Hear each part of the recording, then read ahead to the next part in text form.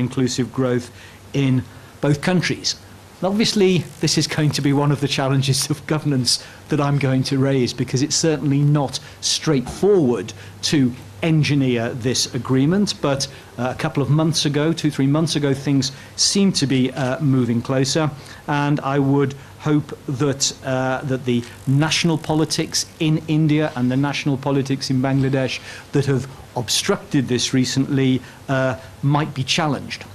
And that I think it's important, particularly for India, to challenge this and to push forward for progress, because Myanmar and Bangladesh are also looking east to China. And there is a window of opportunity at the moment for India to cement together South Asia and Bangladesh as part of that. That window of opportunity may not be available in 10 or 20 years if Bangladesh and Myanmar do look east and do begin to build trade relations with China and that. So I think there are real foreign policy issues with this that should make it something that the political elite, whichever elements of the political elite one looks at in India, should want to advance, that they deepen this relationship. Okay, I'll take my Bangladeshi hat off now. The second point I was going to make derives from recent work, from a whole programme of work we've been doing at the University of Manchester with my colleague Armando Barrientos, who's here, with a colleague Joe Hanlan, who works at the Open University.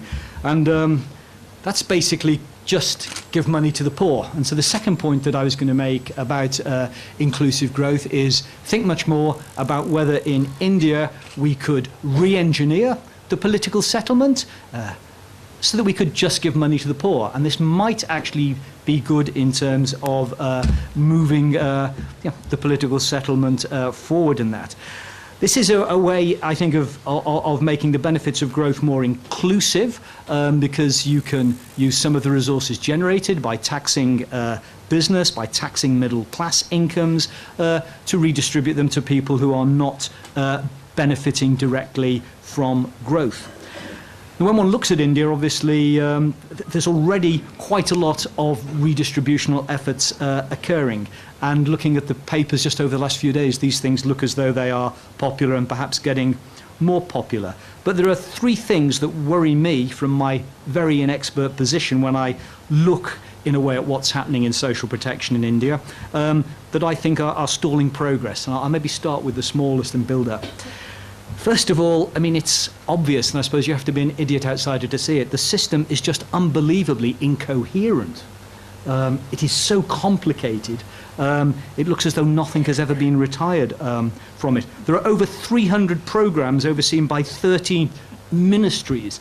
And not thinking politically, but thinking administratively, if you have 300 programs with 13 different ministries, then you will never be able to think about coordination. That beggars the imagination that one could do that. So I really think that thinking about how one could make this more coherent would be useful. If one could focus on a smaller number of large programs, and obviously these mega programs are emerging, and look at whether one could close down many of the much smaller programs which are really redundant now, one can transfer the beneficiaries from those to new programs, so you don't have to take head-on disenfranchising people who may feel they're entitled. There are ways of dealing with this politically. In Bangladesh, I'm involved in an exercise with the government doing this at the moment, and my mind boggled when I found we had 82 social protection programs that were running. But when I found there were 300, I thought, well, it's good to know that India is bigger and better on the excessive nature of its the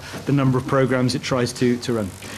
You know, on this point of just giving money to the poor, then the second point I was going to make is somewhat more difficult, and it's the one that Bean has already referred to. In a way, the states where social assistance is most needed are the states in which social protection, social assistance, poverty reduction programs work least effectively.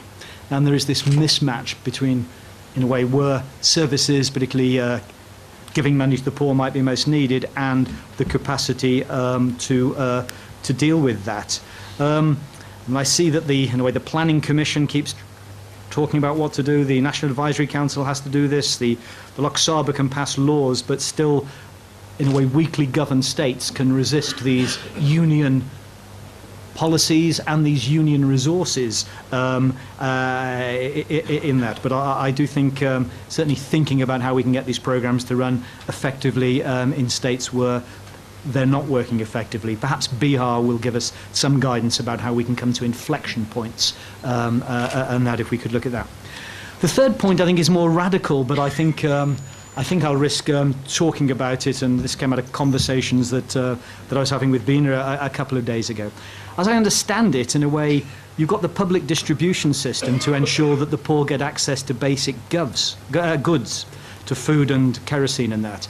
But everybody seems to know that it doesn't do that. And then when you scratch and say, well, why does it keep on going? Then, well, it's because we've got a minimum price scheme which has to buy crops from farmers. So we have to have the PDS so that we can distribute the crops that we're buying to maintain minimum prices. And there's a whole set of other agricultural subsidies and that. But then when one looks at small farmers in the rural population, then there's an agrarian crisis on at the moment. These programs don't seem to be helping, in a way, the poorer rural population to do particularly well. So in a way, as an ignorant outsider, it just seems the logical thing to do would maybe be to close down the PDS, close down the minimum price guarantees and some of the agricultural subsidies, and use the money saved to just give money to the poor. That could be through increasing old age pensions, or by changing the age at which people access old age pensions, by increasing disabled or widows' allowances, by perhaps looking for child support grants. One could even let states design the social assistance programs that they think are appropriate for the state. These might be straight cash transfers, they might be conditional cash transfers. There's a whole set of options. The key objection that I get to this when I've sort of floated it with people over the last few days, particularly civil servants and planners and academics, is you can't do that because poor people might misspend the money. They might spend it on alcohol. They might spend it on mobile phones. They might spend it on clothes. And in effect, this is saying we don't trust the poor. Now, I find this absolutely amazing because I've been reading the newspapers now for 4 days in India. And I've certainly found you can't trust ministers. This 2G scandal. I see from the papers that you can't trust the civil servants involved in the PDS and the agricultural subsidies. They seem to appear pretty frequently as that. The middle class in Delhi, I see, are avoiding paying the property taxes they could pay by pretending that what they purchase properties at is much lower. And a whole set of other taxes are being avoided. Now, actually, maybe I only talk mainly with poor people in Bangladesh, but I don't think they're different from India. But I do trust poor people a lot more than I trust the middle classes and elite people. And particularly if you're giving them $5 or $10 a month, then I'll trust them with that. And perhaps some of them will misspend it. But it's nothing compared to the misspending of public resources, which occurs by middle class and elite groups. So in a way, I would just give money to the poor. Let's move then to quickly to two final points, focusing on inclusive growth and the governance challenge. The third point I'd raise is this problem of ineffective states in India. It would be marvellous if we had a solution, and I hope we get some ideas tonight, but I suspect it's my colleague co-presenters and you in the audience who will know how to move forward on this. The only point I had really to make about this was that at times in some of the conversations I have in India, I'm very tempted to say to people, get real, because I find Indian colleagues are talking as though the administrative systems that we have are a Weberian model, a sort of an ideal model, but they've just deviated a bit, and we just need to get them back to being a proper Weberian bureaucracy. But in a way, I would say, no, it's time to get real about this. These are not Weberian bureaucracies. We need to look at the real bureaucracies that are there, the incentives, the structures and the processes around them, and try and work out how we move incrementally forward with those. Setting up another anti-corruption commission, which comes out of your Weberian analysis, well, I'm sure India's full of them, but the world is full of them. But in a way, you just set them up and they don't achieve anything. Looking at why people are taking certain decisions, what the incentives are, how people get away with it, how the bureaucracy and the politicians allow them to get away with it. These are the ways in which we may get an understanding of how to improve what's happening in these weaker states. The final point, the fourth point, is about inclusive growth. It's actually taking an idea from one of Lance's colleagues at Harvard, Mike Walton, who's been working with a number of colleagues in India. And it is just to say that certainly, as someone just reading rapidly about India, then inclusive growth seems to be a mantra, but it doesn't actually seem to be something that's been fleshed out.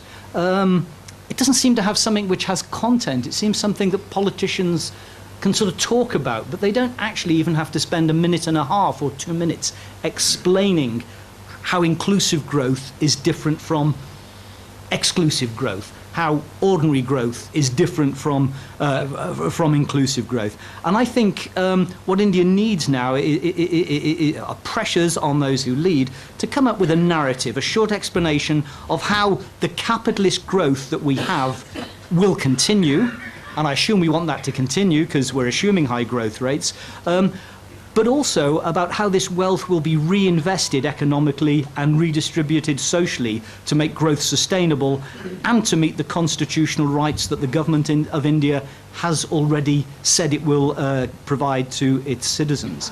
I think this is the real challenge of governance that needs to be pushed on India's political leaders and on India's intellectual leaders. Let's move away from the mantra of inclusive growth and let's move for some clearer explanation of how what happens over the next 10 years will give us the growth that will actually be inclusive. Thank you very much.